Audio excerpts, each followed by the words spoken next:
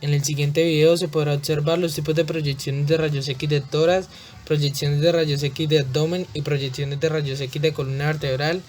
Donde las proyecciones de rayos X de tórax existe la proyección postero-anterior, donde se utiliza un chasis de 14 por 17 pulgadas, donde el paciente debe estar en bipestación de plano sagital y ligeramente paralelo y alineado con el buque mural.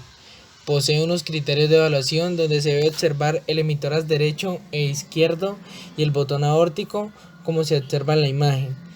Posee una segunda proyección que es la proyección lateral, donde se utiliza un chasis de 14 por 14 pulgadas, donde el paciente debe estar de forma vertical del lado izquierdo en contacto con el buque mural, con un plano coronal alineado con el eje vertical del buque mural.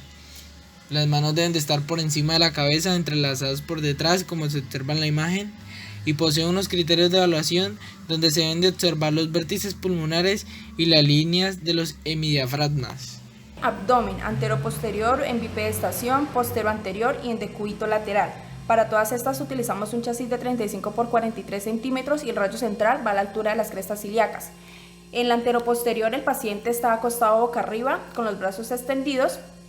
Y en esta radiografía observaremos la ubicación topográfica de los órganos abdominales y la región abdominal incluyendo la sínfisis del pubis. En bipedestación el paciente está de pie con los brazos extendidos o por encima de la cabeza y en esta radiografía se observa la región abdominal en vista frontal y los niveles hidroaéreos. En la proyección de cúbito lateral el paciente está acostado de medio lado con los brazos por encima de la cabeza y en esta se debe incluir ambos lados de diafragmas y se debe observar el estómago y asas intestinales llenas de aire y niveles hidroaéreos si están presentes. Y en la proyección posterior-anterior, el paciente está acostado boca abajo con los brazos por encima de la cabeza y se debe visualizar desde el diafragma hasta el sínfisis del pubis. Las proyecciones básicas de columna cervical son la proyección antero-posterior, la proyección lateral y la proyección oblicua. El chasis debe ser de 24 por 30 longitudinal. El rayo central debe de ir dirigido a la cuarta vértebra cervical o manzana de Adán y angulado de 15 a 20 grados hacia cefálico como observamos en la imagen. El paciente debe estar en posición de bipedestación o en decúbito supino. El plano sagital del paciente debe estar paralelo y alineado a la línea media de la mesa o ya sea del buque mural. Los brazos deben de ir a los costados del abdomen, cabeza, cuello y mentón totalmente erguidos. Los criterios de evaluación para este tipo de muestras es que se debe observar el maxilar inferior y la base del cráneo superpuestos a nivel de las dos primeras vértebras cervicales. No debe haber ningún tipo de rotación, las márgenes óseas deben de quedar totalmente nítidas.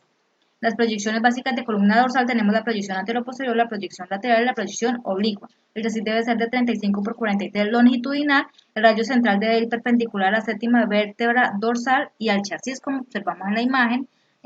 Paciente en decúbito supino o en bipedestación. El plano del paciente debe estar paralelo y alineado a la línea media de la mesa o ya sea del buque mural. Los brazos deben de ir a los costados del abdomen. Los criterios de evaluación para este tipo de examen es que el diafragma debe quedar sin ningún tipo de movimiento durante la toma del examen. Se debe de evidenciar las 12 vértebras torácicas y los espacios invertebrales. Las márgenes óseas deben de quedar totalmente nítidas sin ningún tipo de rotación. Las proyecciones básicas que tenemos para la columna lumbar son anteroposterior, lateral y la unión entre la columna lumbar y la columna sacra. Para la proyección anteroposterior manejamos un chasis 10 por 12 pulgadas a lo largo. El rayo central va perpendicular a la vértebra lumbar número 3. El paciente debe ir en bipedestación o en decúbito supino.